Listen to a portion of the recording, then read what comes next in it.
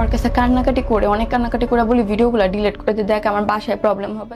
কক্সবাজারের ভাইরাল হওয়া সেই টিকটকার রিধি, যার ব্যক্তিগত মুহূর্তের ভিডিও ছড়িয়ে পড়েছিল সামাজিক মাধ্যমে, সম্প্রতি এক সাক্ষাৎকারে মুখ খুলেছেন সেই দুঃসহ স্মৃতি আর তার পরবর্তী জীবনের কঠিন বাস্তবতা নিয়ে।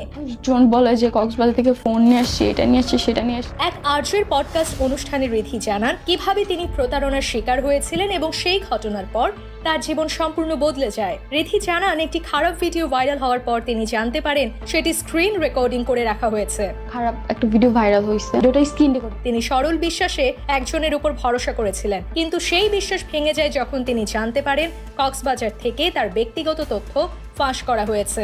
রিধি বারবার সেই ব্যক্তিকে ভিডিওগুলো মুছে ফেলতে অনুরোধ করেছিলেন, কিন্তু সে তার কথা শোনেনি। আমি ওর কাছে কান্নাকাটি করে অনেক কান্নাকাটি করে বলি ভিডিওগুলো ডিলিট করে দিই। স্কুলে যাওয়া বন্ধ হয়ে যায় কারণ আশেপাশের মানুষ নানা ধরনের কটু কথা বলতো। রিধি বলেন, আমি কি করেছি না করেছি সেটা তো আমিই জানি, আমার পরিবার জানে আমি কেমন। তিনি আরো জানান মানুষ শুধু সেই ভিডিওটি দেখে তার সম্পর্কে ধারণা তৈরি করেছে, যা সম্পূর্ণ ভুল। রিধি জানান এই ঘটনার পর তিনি মানসিকভাবে বিপর্যস্ত হয়ে পড়েন। সমাজের নানা স্তরে তাকে অপদস্থ হতে হয়েছে।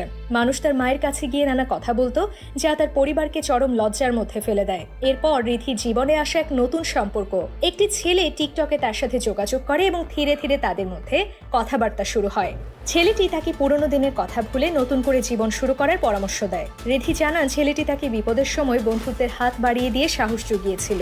তাদের মধ্যে ভালোবাসার সম্পর্ক তৈরি হয়, কিন্তু একসময় রিধি জানতে পারে ছেলেটি ভিন্ন ধর্মের। ধর্ম আলাদা হওয়া সত্ত্বেও রিধি সেই সম্পর্ক ধরে রাখার চেষ্টা করেন, কারণ তিনি মানসিকভাবে দুর্বল হয়ে পড়েছিলেন। রিধি জানান তিনি প্রায় কান্নাকাটি করতেন, ঘুমের ওষুধ খেতেন, এমনকি নিজের হাতও কেটেছিলেন। ছেলেটি তাকে ভয় দেখাতো যে সে মরে যাবে। একসময় ছেলেটি রিধির কাছে ব্যক্তিগত ভিডিও চায় এবং ব্ল্যাকমেইল করে। রিধিকে বলা হয় ভিডিও দিলে তাকে বিয়ে করা হবে, না হলে সম্পর্ক ভেঙে দেওয়া হবে। রিধি সরল বিশ্বাসে রাজি হয়ে যান, কিন্তু পরে জানতে পারেন ছেলেটি তার স্ক্রিন রেকর্ড করে রেখেছে এবং সেটি দিয়ে তাকে ব্ল্যাকমেইল করছে। টাকা দিতে অস্বীকার করলে ছেলেটি রিধির ব্যক্তিগত ভিডিও ছড়িয়ে দেওয়ার হুমকি দেয়। বাধ্য হয়ে রিধি ফোন বিক্রি করে টাকা দেন। এরপরও ছেলেটি তার সাথে খারাপ ব্যবহার করত এবং একদিন ব্লেড দিয়ে তার হাত কেটে দেয়। রিধি বলেন ছেলেটি তাকে মানসিকভাবে অসুস্থ করে তুলেছিল। তার কারণে রিধির পড়াশোনা বন্ধ হয়ে যায় এবং তিনি ঘরবন্দি হয়ে পড়েন। এমনকি ছেলেটি রিধির মায়ের কাছে গিয়ে উল্টাপাল্টা কথা বলতো। রিধি প্রশ্ন তোলেন এই ঘটনায় কার ভুল ছিল? তিনি কি ভুল করেছিলেন, নাকি সেই ছেলেটি তাকে ভুল পথে পরিচালিত করেছিল, নাকি সমাজের মানুষ তাকে বাঁকা চোখে দেখেছিল সেটাই তার জীবন নষ্ট করে দিয়েছে? রিধি মনে করেন সমাজের দৃষ্টিভঙ্গি এবং মানুষের নিষ্ঠুরতাই তাকে শেষ করে দিয়েছে।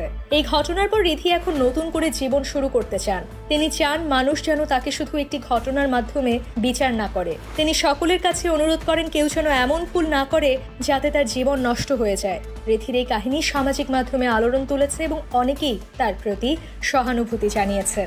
ভিউয়ার্স, রিধির বক্তব্য নিয়ে আপনার মতামত অবশ্যই কমেন্ট করে জানাবেন। আজকের ভিডিও এখানেই শেষ হচ্ছে। আবারও হাজির হব নতুন নতুন সব তথ্য নিয়ে। সেই পর্যন্ত ভালো থাকুন, সুস্থ থাকুন। ধন্যবাদ।